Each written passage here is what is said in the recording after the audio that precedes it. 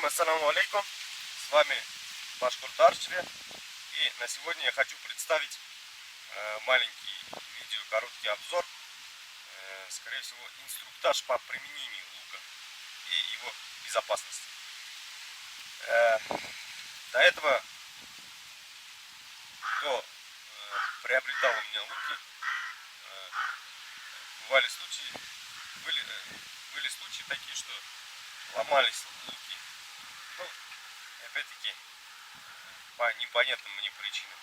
Конечно, я рядом там не присутствовал, поэтому я хочу показать основные причины, из-за которого ломаются вообще луки.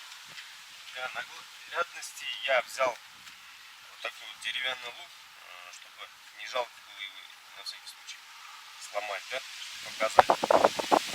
Все время так происходит, что когда кто-то видит лук первый раз в жизни, берет, дай посмотрю, он, например, натянутый, и начинает там дергать, смотреть, как он там мягкий, не мягкий, сильный, не сильный, и по привычке вот так вот тянут и резко отпускает.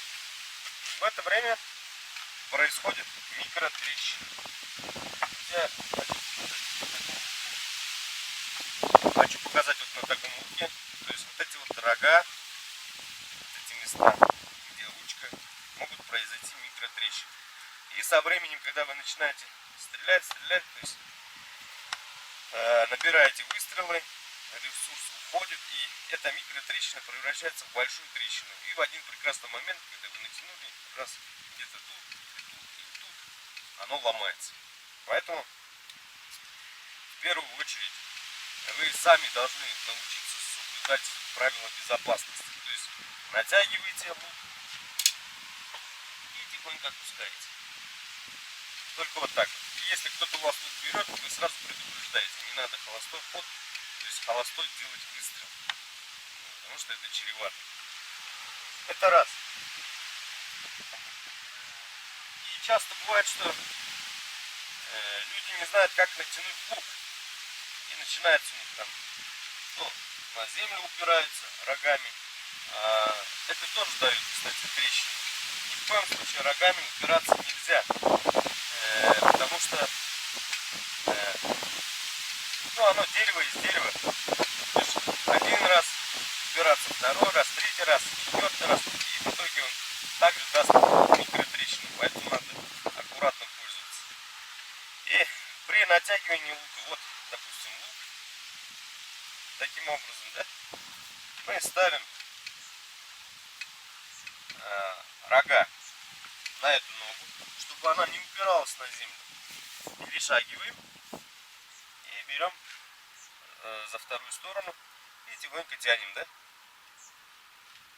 Натянули, все аккуратно поставили, посмотрели, вот, и у вас готовы тетива. Ни в коем случае, даже когда просто стоите, не надо упираться рогами об землю. И третье. Мы часто торопимся, и начинается у нас вот этими местами куда-нибудь задели, куда-нибудь стукнули. И в это время тоже происходит микротрещина. И, соответственно, при многократной стрельбе оно потихоньку от вибрации тетивы, все равно даже со стрелой она бьет, эта микротрещина превращается в большую трещину. И потом лук ломается, что очень обидно бывает. В не постреляли, да, и лук уже сломали. То есть вот таким образом. И, то есть я вот показал это прямую, как же заряжать.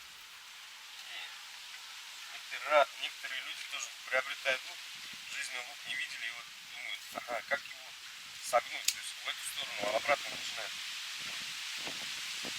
Поэтому в этом случае тоже так же. Разницы нету, какой лук, как натягивать тетиву. Аккуратно ставим. Также упираемся на ногу, ставим в это место. Перешагиваем. И бисмилля. Тихонько натягиваем. Тянули, поставили, смотрели